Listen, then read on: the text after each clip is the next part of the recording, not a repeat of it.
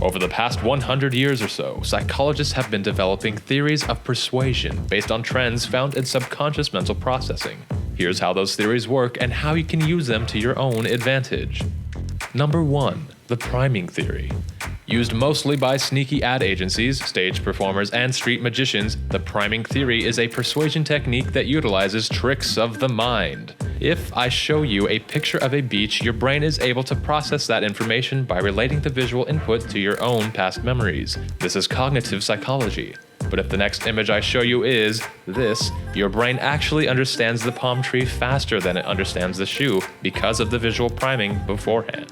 Without knowing it, you are now more familiar and open to receiving one of these objects. In persuasion, priming works the same way. If I want my mom to buy me a toy truck at the store, for example, pointing out a truck on the way inside primes her mind for that suggestion, making her more likely to be persuaded.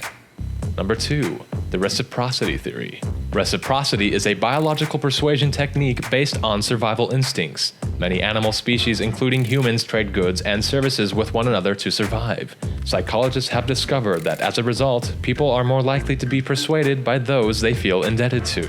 Restaurant servers, for example, get up to 23% more tips just by bringing free mints to the table with a check. If you want to persuade someone, simply be kind to them first and maybe even give them a small gift for free. Number 3.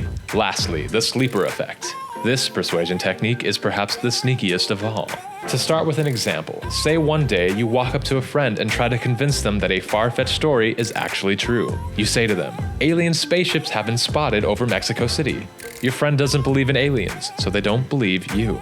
The sleeper effect says that over time our brains naturally begin to disassociate sources of information with the information itself. The result can be that we forget how valid our sources are, and may even start to confuse our remembered sources, given enough time. If you go back to that friend again 1 year later and tell them the same false story, they are more likely to believe you the second time, because their brain will be familiar with the information, but not where it came from. Where did I hear that information from? Was it on the national news? Yes, stupid friend, yes it was.